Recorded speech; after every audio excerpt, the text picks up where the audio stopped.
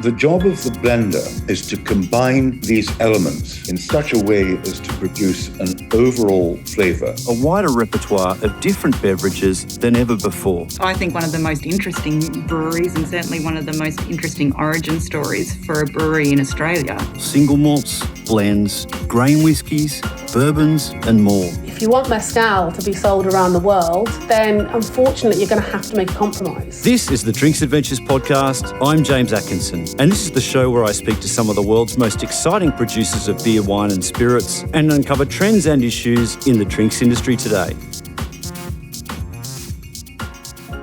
In season 9 of the podcast, we met Grant Collins, who had recently opened the mezcal-focused bar and restaurant Cartel in Sydney. One of the mezcals I tasted with Grant during that interview was Quiquiriqui. And the more I read about Quiquiriqui, the more I thought it would be a grand idea to invite its London-based founder, Melanie Symonds, onto the show. With no background whatsoever in drinks or hospitality, Melanie's path to being a mezcal brand owner was unconventional, to say the least. She fell in love with the spirit on visiting Mexico in 2011 and returned to London with the pretty half-baked plan, I don't think Melanie would mind me saying that, of opening a mezcal bar underneath a kebab shop in East London. Soon after came the Quiquiriqui Mezcal brand, which Melanie makes in direct partnership with families who have been producing mezcal traditionally in their communities for generations.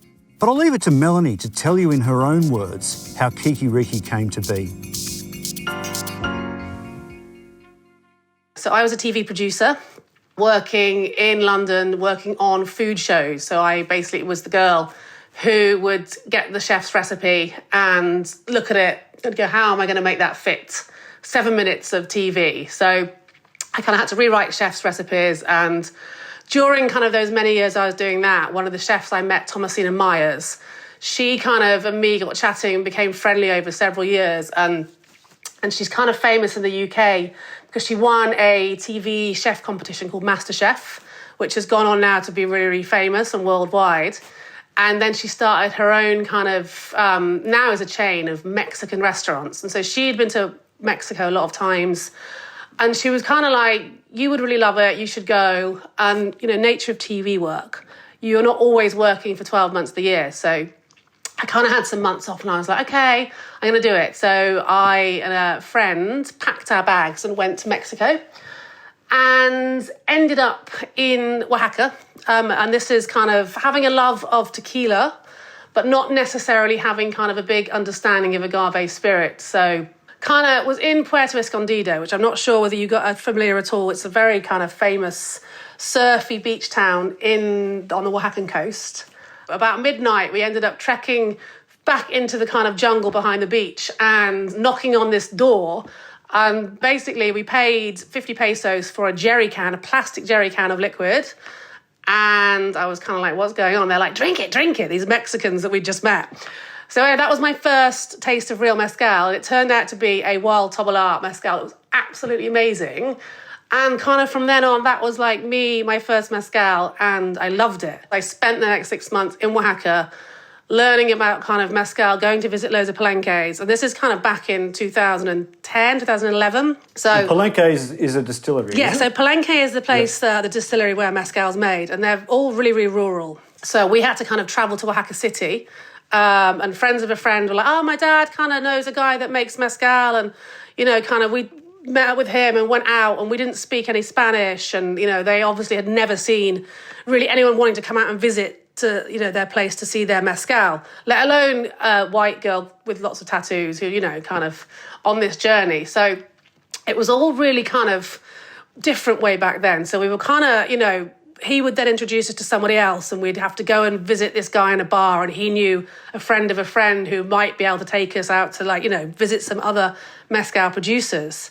And it was really, like, amazing kind of to have these experiences and these really humble, amazing, friendly people who are welcoming us to their kind of, you know, their homes. People make mezcal in, you know, very kind of like poor areas, and, you know, with that's it. They have like a little room they live in, and then next to the room they have built this kind of little palenque, which is very, very rustic. You know, they might have one still, you know, the horse-drawn kind of Tahona wheel, crushing the agave. They're all getting these agaves off local land. So to be immersed in that experience, sharing drinks, sharing food with them, and kind of having these just very unique, kind of very personal experiences with the spirit. So I did that for about 6 months.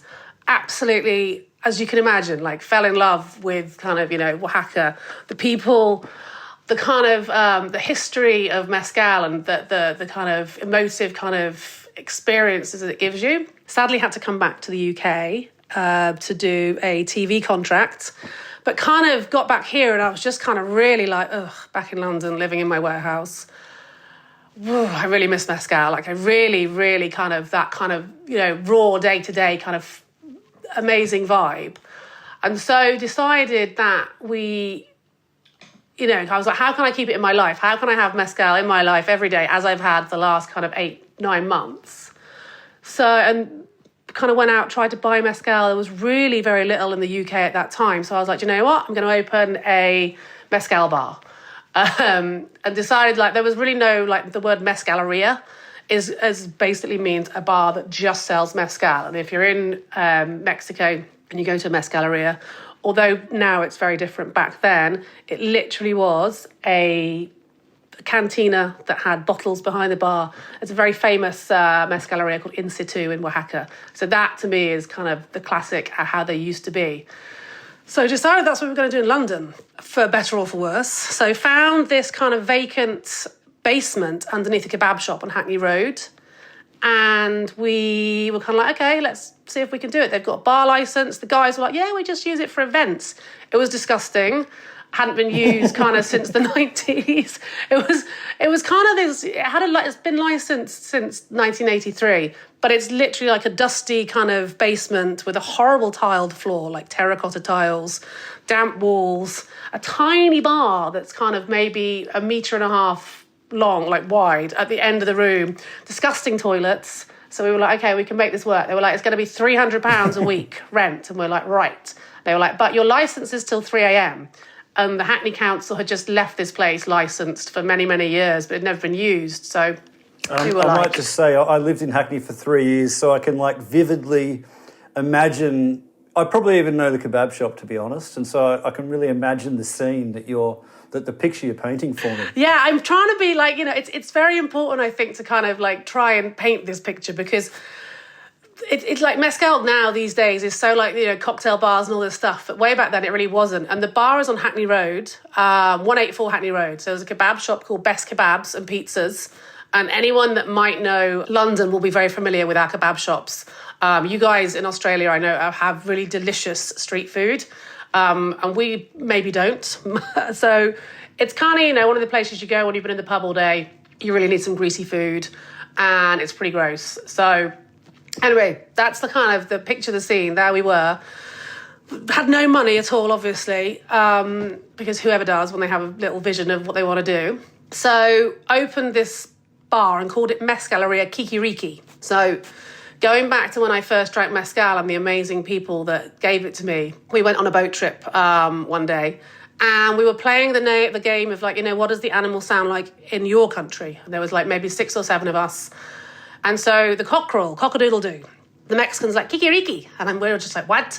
And it went around the group, and it's every single person had this ridiculous sound for the cock-a-doodle-doo. And we all just were laughing, falling around. I was like, you know what? If we ever do anything with mezcal, we're going to call it Mezcaleria Quiquiriqui. So that's the name we chose. No one can pronounce it. No one can spell it. We've got a basement in the middle of East London, and we decided we're only going to sell mezcal. So we had beer, and we had straight mezcal, and that was it. Nothing else. Maybe some water, but no wine. Cocktails? Nothing else whatsoever. Kind of opened it, not knowing what we were going to do. Did you do some work on the place, or we did? yeah. I mean, you said you didn't have any money, but did you tart it up a little bit? I mean, yeah, no, well, yeah. So we paid we left the floor, because what can you do with a tiled floor? We basically painted it all black. Got loads of chalk. So we used chalkboard paint. We made all of our furniture out of pallets that we got for free around where I live, which is kind of fairly industrial. And that was kind of it. We really didn't we didn't want to kind of do very much. I'm a big fan of the dive bar, and some of my favourite bars around the world where I've been lucky enough to travel, people don't do a lot to them. And the ones that really always stick in my memory are the ones that have a vibe and have a plan and just kind of go for it. And we were all, all our money had to go into the mezcal because it's not a cheap spirit. So we did the chalkboard thing. People got all our friends to come and helped us. Everyone helped us for free. Knocked up some tables and chairs from pallets. Got some free tables and chairs from a pub that closed down. Got some old cinema seats.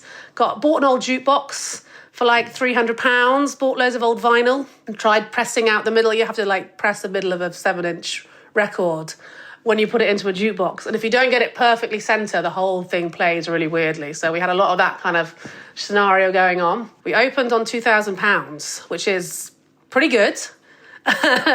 we had obviously we had the biggest collection of mezcal in the UK because no one really had any mezcal. I think there was 4 brands. So what year was this? This is 2012. So I'd got back in 2011 and then I did a TV contract, and with the money I earned from that, we opened, we started renovations in July 2012 and we opened on, I think, the 2nd of September. So it was pretty quick turnaround. We were begging and borrowing mezcal and kind of trying to, I'd never run a bar before. I had no idea what I was doing, what a GP was and what, all we knew was get mezcal, put mezcal in bar, get till, make drinks, sell, get some money, buy some more mezcal. Which, looking back now, I'm glad I was really naive because, knowing what I know now, I would never, ever, ever, ever do that again.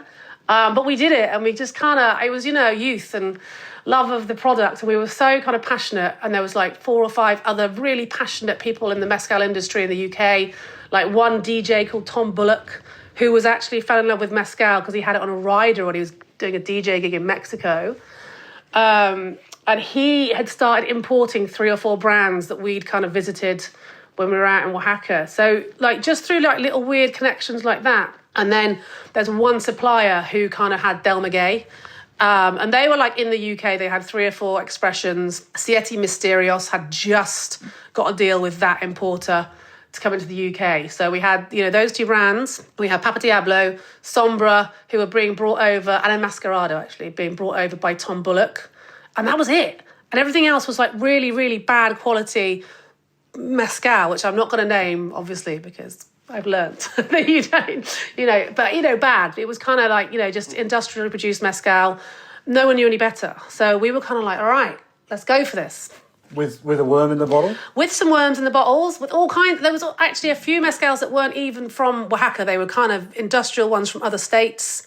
That, because there's a lot of states that make kind of a variation of the Oaxacan mezcal that we know. So we opened and it blew up. We were in East London. It was just, I think we were right place, right time. Mezcal was starting to tweak on the radars of certain kind of bartenders. And, it was, again, just being in East London, it's quite a kind of progressive thing. And people are always looking for the new, hip, cool kind of thing. And we just stumbled into this kind of little area and it kind of kicked off. So we had gone from in 2 months, we had queues of 300 people trying to get into this 80 capacity bar. All of the bartenders from East London, Shoreditch would finish their shifts and come down because we were also the only late night bar in the area, which obviously helps. And, so people would come in being I'll have a vodka Coke, I'll have whatever. And we were just do mezcal. Just do mezcal. People okay, I'll have a rum then.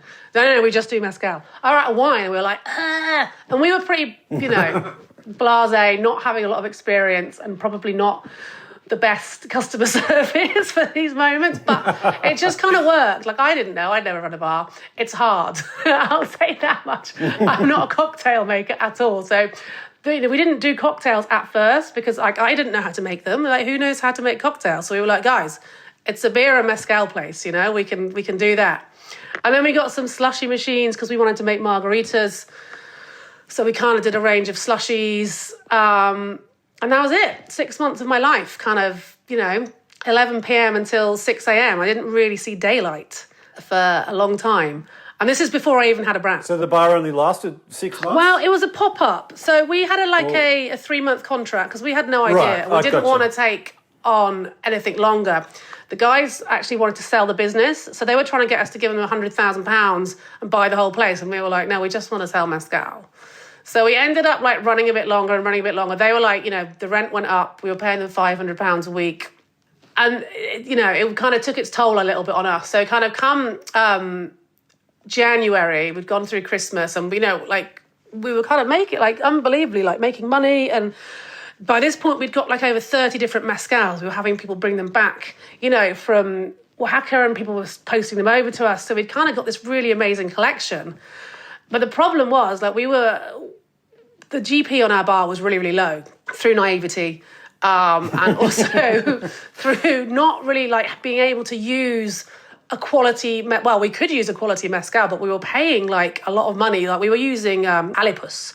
We'd been drinking high quality mezcal from the start, going out visiting Palenque. So we were really uninterested in, kind of the not so great or more industrially made mezcals. They weren't really doing it for us in terms of what kind of we wanted to showcase the world of mezcal was. So with a GP of about 35%, which is really, really bad, I was kind of we have to do something. We have to, how can we make this work? How can we continue? Decided that actually I was going to start my own brand. I was I've, met all these amazing producers, and all of them are making this liquid. And a few of the ones with younger sons and ones that had, studied in California, America, had kind of said, oh yeah, we really want to sell you some mezcal. We can work with you. We can do something with you guys. So I kind of was do you know what? I'm going to make my own mezcal. I'd had a visit from two amazing guys called Stuart Eakins and Richard Herbert, and they run a company called Cask Liquid Marketing in the UK.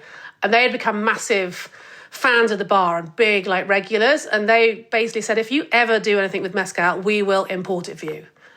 They looked after Ocho Tequila, and they introduced me to Thomas Estes, which is a whole other story in another podcast. But they were really cool, and they were listen, we will back you, we will support you. Just get the product in a bottle and we'll get it over here. So around the same time, because of the late licence of the bar, we started to get a little bit of interest from the council and the police. Without going into too much detail, we lost the licence on the bar, and they reduced it to a 11 p.m. close. So obviously for us, with our late night mezcal den of iniquity, that wasn't going to work so well. So we kind of decided, I was do you know what?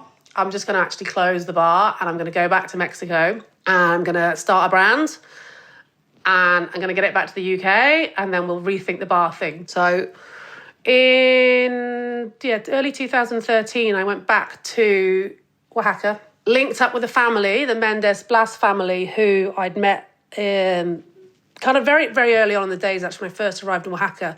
They're a family who've been producing mezcal for 4 generations in Santiago Matatlan. And I met the grandfather and the father, and Carlos, the grandson. He was kind of the interpreter, as you will. He'd just moved back from California. He was studying to be a pilot over there, but had come back to help his family run the business. The grandfather was quite sick, and he was the kind of master mezcalero. So I went back to those guys, and I said, look, I want to do a brand. I want to call it Quiquiriqui. And they were please, we would love to work with you. Let's you use the house, use our family recipe. That's the one. And I was you sure? And they were yeah, absolutely. So we started kind of working with those guys. How complicated was it, working through the legalities of an agreement with this family? Well, back then it was all handshakes and it's all goodwill. Wow. We'd spent a load of time with this family and had a great time with them, and there wasn't any kind of clamour for mezcals like there is now. You can't walk into a Palenque and go, hey, I want to sell your mezcal and we'll do a handshake deal. But back then there was no interest in it in Oaxaca. It was still not particularly considered a global export. So they were just thankful to sell some mezcal and help me they started a company, and they basically dealt with everything for me to export. So the money that I would buy the mezcal, and then they would bottle it, and I would send them labels and do all that stuff. They had all the paperwork, and they got that in place. So the actual, it wasn't that difficult to kind of get it out of the country and get it ready for export. They were really amazing. They were bottling in this little kind of tiny room that actually the grandfather used to live in, and Cask had been, okay, we're going to buy 2 pallets. So, I had that money. So that money went to them, and I was over there and we did it. And then Cask, really amazingly, are importers as well. So they actually were able to buy, pick up the stock from the Palenque and then ship it over to the UK.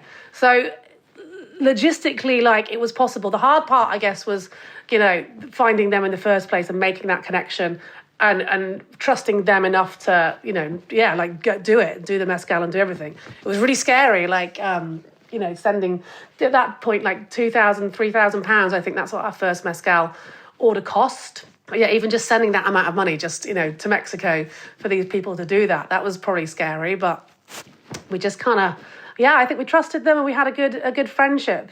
And they made amazing mezcal. So, I think one thing I would say is that the friendships I've made with Mexicans and kind of with the mezcal community and the people that do that back in 2010, they're still standing today. I'm still friends with all of those people.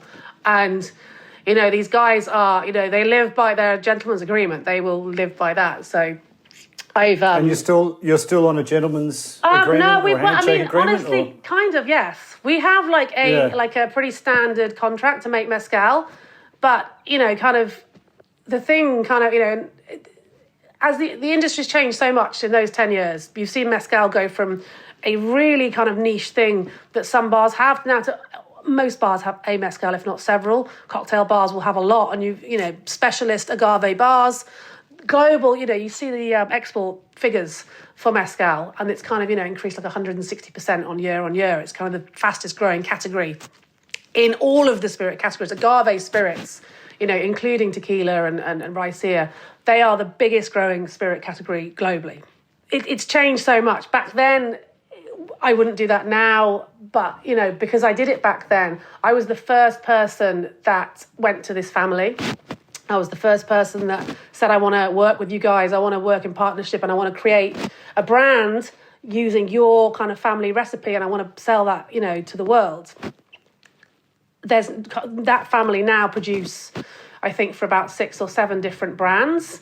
One thing an early problem I think we kind of avoided, I kind of went to these guys and they were making so much mezcal, but I always said, I'm not going to do an exclusive contract, because if you guys can grow and if you guys, can produce more mezcal and I can't buy it, I shouldn't have the right to kind of cap your production and own what you do. So I always said to them, listen, if you get other business interests through this, as long as they don't interfere with the recipe you're doing for me and the product you make for me, and as long as you have my interests at heart, then please go ahead. And, if you can employ local people and if you can make, jobs in the community and kind of, better yourselves and, your kind of, community, which is important to them, then do that. So I've seen these guys grow from having one palenque with one still to now having 3 different palenques that they have built to consecutively.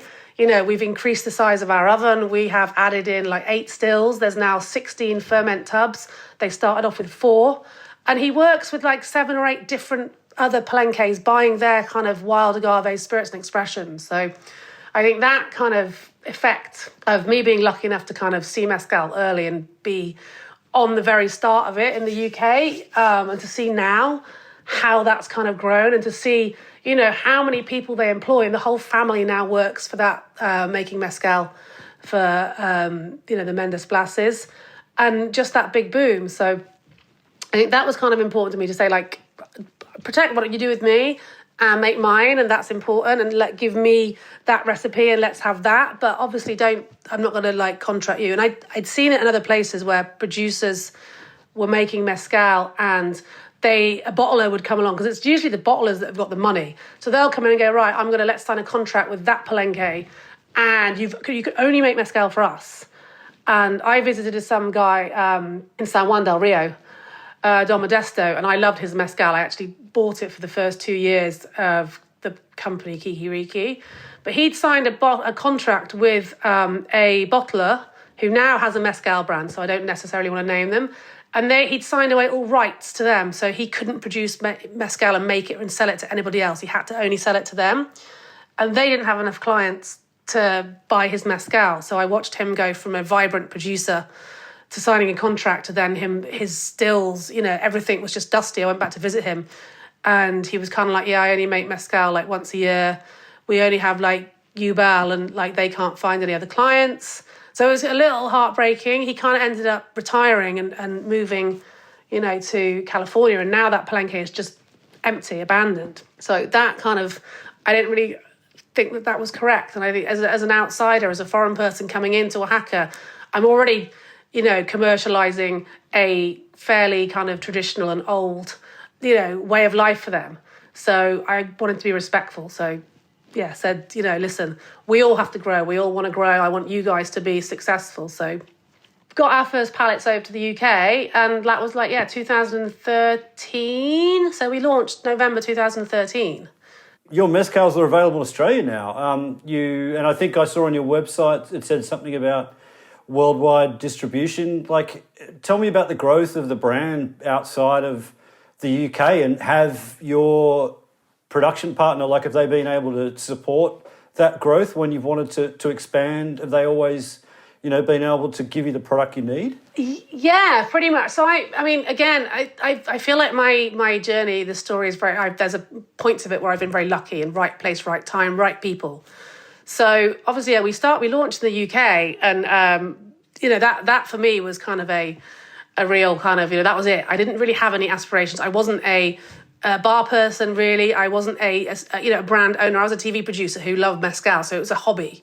And I never had really any aspirations. Kind of way back then, I was like, my God, I've just sold 2 pallets of mezcal, and now we've got Quiquiriqui in the UK. That was it. I didn't really, think about it more than that. And then, kind of sales, just like then they bought 4 pallets, and then they bought 10 pallets, and kind of, but after 12 months, I was like, wow, this is a business. We've created a business. And for the first year, it was just the UK. And then I started to get people emailing me from other countries, just going hey, we've seen your mezcal. We really love it. And we really want to kind of, have it. And I was like, okay, wow, how do I do this? And I had no idea. So I was very grateful for Stu and Herb from Cask, kind of mentoring me a little bit and kind of explaining, well, okay, that's an importer, that's a distributor. You have to email them. This is what you say. And I was that green. I had absolutely no idea. And I was kind of firing off these emails to people. The guys in Australia are a good example. They're a good company, quite a big company. And I just didn't really know. And there was a guy called David who worked for Bibendum who in Australia bring Quiquiriqui in. And he was amazing. I actually was lucky enough to spend time with him and his wife in Oaxaca. And he helped a lot to kind of just make sure that kind of, the product is legal, like the barcodes and things that I had, I think the most difficult aspect of this brand was actually getting the labels correct for each country. And it was the most frustrating and the most boring. And you don't even think about that stuff when you don't have that kind of knowledge of creating brands. So, just with luck of having really nice, helpful people who really love the product, they're like, right, do this. This is the barcode you need. This is the warning you need to have on your label. This is kind of, what you need to do in terms of cases. So we kind of grew fairly slowly. And, I've explained kind of how I didn't want to kind of limit the palenques I was working with to just doing my stuff because I didn't think it was fair. What I also wanted to be was a single palenque mezcal. So kind of not really with the knowledge that we might ever get to the point where one palenque couldn't make my mezcal, but just I thought it was really important to, showcase that family. That family is everything. If it wasn't for the family making mezcal, so that recipe, Quiquiriqui, is just a name on a bottle that has nothing in it. So the celebration of the Mendes Blas work and their dedication, 80 plus years of making mezcal, I was kind of so I only ever want to get Quiquiriquis, only ever get them made by that family in that place, in that palenque. So single palenque, that's kind of what that means. And it means like they would never buy in mezcal and mix big batches. So you'll see, I think, more so now and kind of 2014, 15, when mezcal start to blow up, there was brands that were perhaps buying mezcal from lots of different producers, bringing it in centrally, mixing it up all together to be able to kind of meet the orders that were coming in from kind of USA and places like that. And it didn't really appeal to me to kind of have that mix. I didn't want to be so big that we were just kind of, mass producing kind of a, even if it was just from the same village, it's still, you're losing kind of that family, that kind of authenticity. And the story, I think, that actually makes mezcal connect with a drinker is the fact you literally can visually see all the way back to the, right back to the actual place it's made. So we were kind of conscious of that. I only wanted to grow at a level that the Mendes family could produce at. So we were kind of quite particular. We launched in America through a really good friend of mine, Diane, who actually started an import company specifically for Quiquiriqui. We were selling in San Francisco and, kind of down the coast in California. Then we went to Australia, who have been kind of actually one of my best and amazing place to sell. I really appreciate the Australians' love of agave. I think it's kind of mirrored what I saw in the UK. The kind of, we've seen you guys kind of try it and embrace it, and it's really kind of boomed. I mean, you can probably tell me a little bit better. The growth, I think, of mezcal and the kind of the popularity of it over the last 5 to 6 years, I think, has been really awesome. Hong Kong as well, we're kind of selling in there, and then obviously into Europe. So picking places that would be open to kind of my brand specifically. And I think the point of my brand is that I'm an affordable mezcal. I didn't want it to be like a snobby, elitist brand. I was like, all the money I have is going to go into the liquid. Doesn't really matter what kind of bottle it's in. Get a really amazing design on my label, but I'm not going to, use kind of artisanal papers and kind of not waste money, because I see there's a market for that. But every penny that I save on kind of, the packaging and whatever, goes into the liquid, and it means that we can kind of pay, a good price to the workers and keep the ABV high and pay the taxes and make sure that, people are getting, when they have mezcal, when they want to try a mezcal, there's Quiquiriqui available for them. And what they're going to get is a very true representation of what you would get on a table in Oaxaca, any given, lunchtime, any given evening. There's a full bottle of it, and it's there to enjoy. Tell us about the products that you've got in your portfolio. Okay, so Quiquiriqui Espadin. So that is the mezcal I started with. That is the family recipe of the Mendes Blas. So that's like a real kind of peppery, unapologetically smoky, kind of big, bold flavoured mezcal. So we sell that kind of, that's our probably 90% of our sales. That's the one that you'll find on the cocktail menus, on the table, and it's the mezcal I will drink day in, day out. I love it.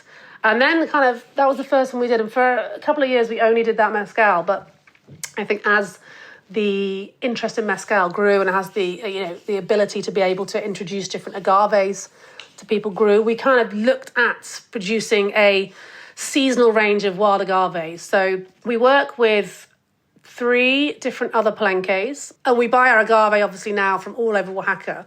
So we have a Madriquiche that is delicious. So I know you guys have that over there. Again, these are not always available, so different countries have different mezcals, but I know you guys have got a Madriquiche, which is 100% wild. Takes around 15 to 20 years to grow, made by a really, really cool family. We don't really talk about kind of where the palenques are these days, like I said, because the world of mezcal has changed a lot and you have to be a little protective now of your sources. So we have a Mexicano as well, which is actually made by the Mendes family. They buy the agaves from about 3.5 hours northeast of their village, Santiago Matatlan. We have an Ensemble, which you guys actually don't have yet, which is, as again, the world of mezcal has changed, and wild agaves are a whole different kind of subject. And for a while I didn't do work with wild agaves because you can't really say they're sustainable if you're taking them from the wild. And they weren't really semi-cultivated when I very first started. These days, a lot more people are growing wild agave semi-cultivated. So we kind of started to work in those fields. And like I said, we only do a limited amount. So Madriquiche, Mexicano, we have a Tepestate. That's the other one. So those are our 3 kind of, and a Tobalar, which super limited, and we're not actually doing at the moment because there aren't any. Because they're, like I say, because they're wild and because they're kind of things I'm conscious not to sell too much of, we kind of, we'll sell them sometimes. So we kind of released an Ensemble, which is a mixture of Espadin base, and then we have 2 different wild agaves. And I did this specifically because I wanted it to be slightly more sustainable. With Espadin, they're kind of widely grown. My family now own fields of agave and grow their own. About 30% of what we use is grown by them. So it's a kind of easier way to get an affordable kind of flavour of wild agave to people so they can taste the Tepestate and the Quiche, which is what we mix with our Espadin. So it's an equal blend, so 33.333% of each one. And it's affordable. Wild agaves, again, rightly so, they're going to cost you 3 times as much as Espadin. They take 3 times as long to grow in some circumstances, and yield is tiny.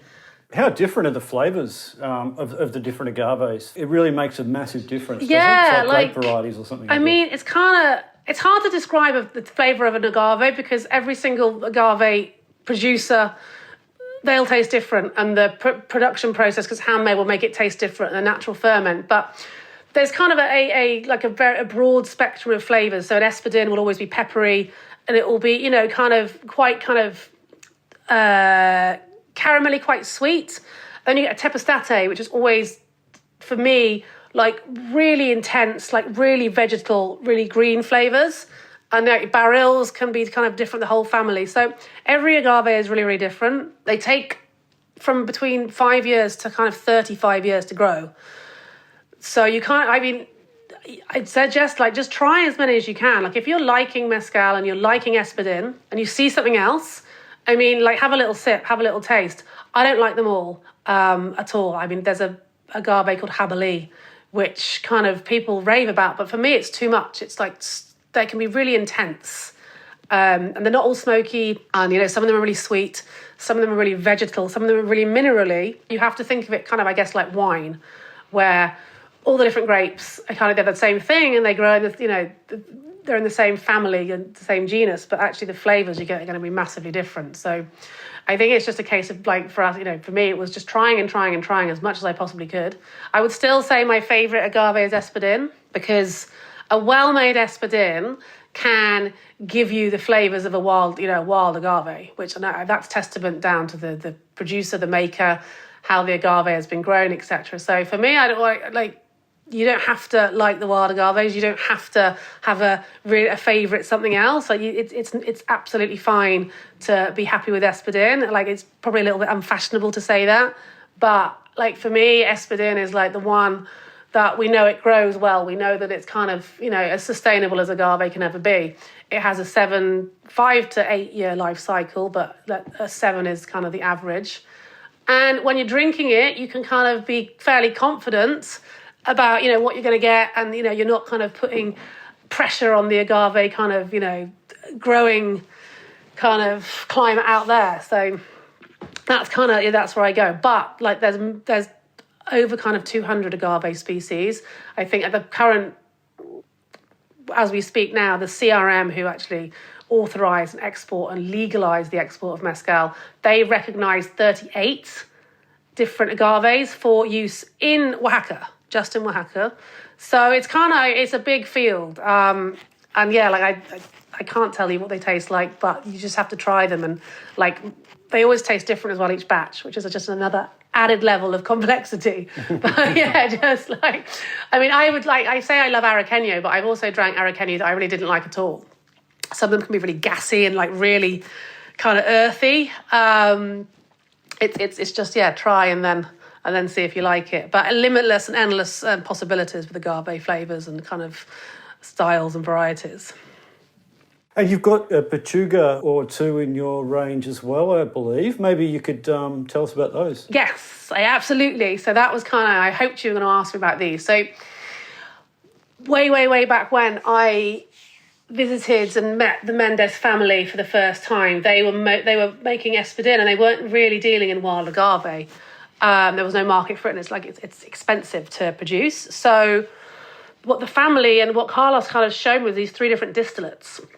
And so the family make their own mole paste, black mole, and they also roast their own coffee beans, and they roast cacao. So they had these 3 distillates, and they are made kind of in the style of a Pechuga mezcal. So if I explain that first, so for celebrations in Zapotec culture specifically, they'll make a mezcal that's kind of for parties. It could be a marriage, a death, you know, at Christmas, some kind of festivity.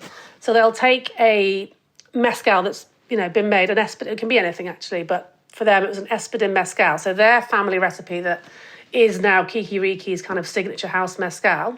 And then they will macerate that with flavours for around 2 weeks. So when you say Pechuga traditionally, people assume automatically, Pechuga means breast, so chicken breast. So traditionally it was actually a turkey that was kind of hung in a still.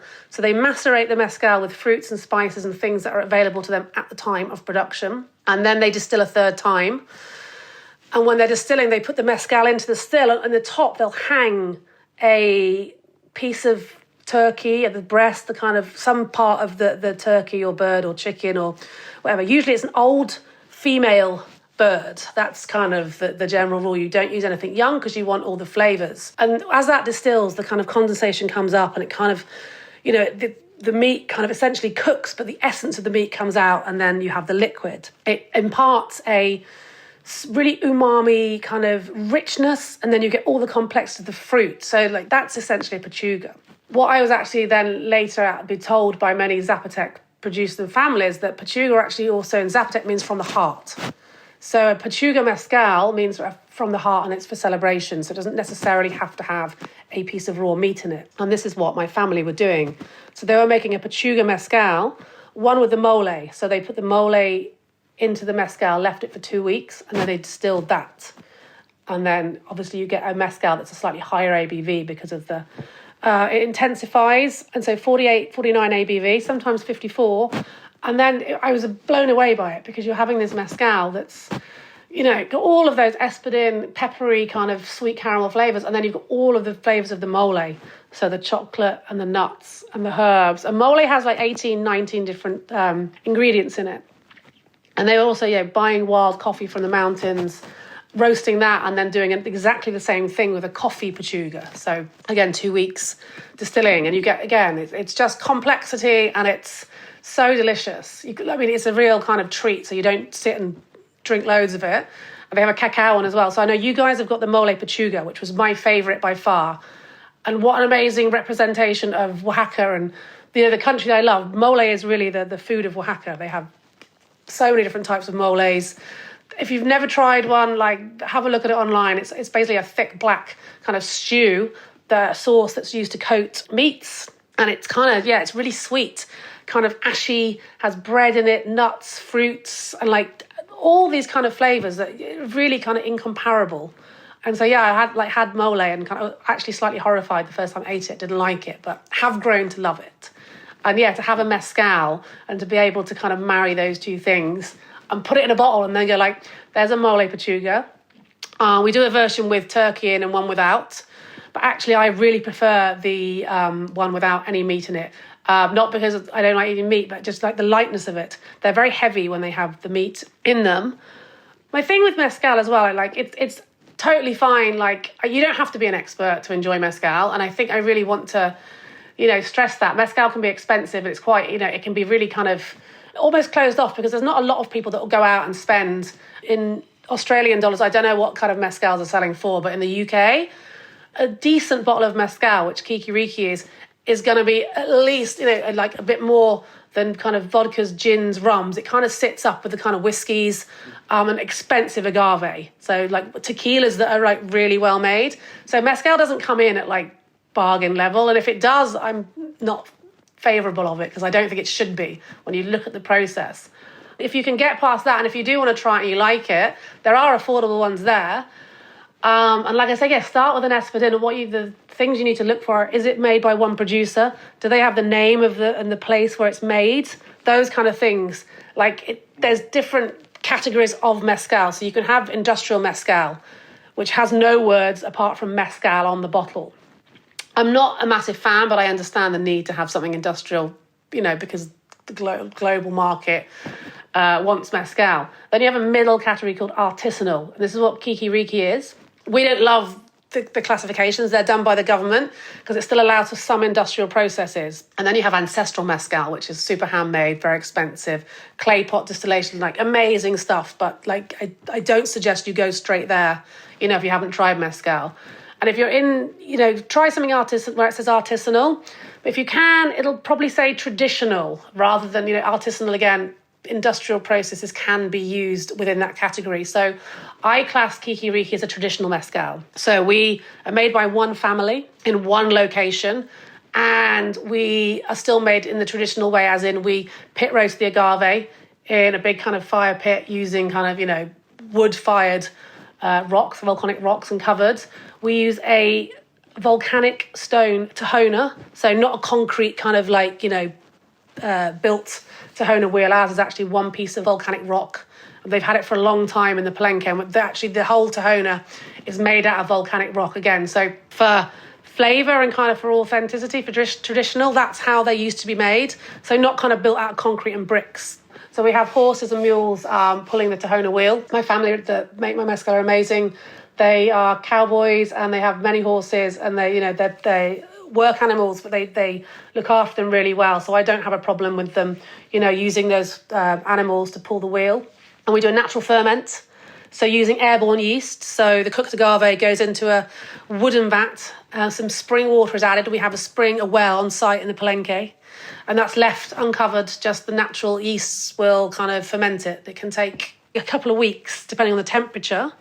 And then we double distill in 300-litre copper pot stills. So alembic stills, as you guys go. So not column stills, not refrescas, which are like a one distillation with plates, which is like a version of column. And that kind of, to me, is a traditional process. We don't mess around with the ABV so much. When you naturally double distill a agave spirit, the ABV can be anywhere from 45 up to kind of 55, 56 ABV, depending on like many factors.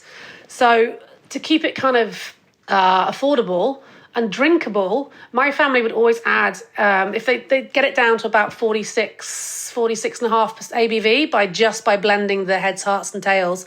And then they add a little bit of spring water to bring that to 45 ABV. And that's okay. Like some people are like, oh, well, if you add water, it's not real mezcal. It's like, guys, families have been doing this for hundreds of years. So it's okay. I've tried it at 55, every single ABV. And honestly, it's the kind of sweet spot. If you bring it down below 45 ABV, I think you start to lose the kind of viscosity, the richness, and those kind of very amazing flavours. Unlike whiskey and some, gins, etc., adding water sometimes can open up a spirit.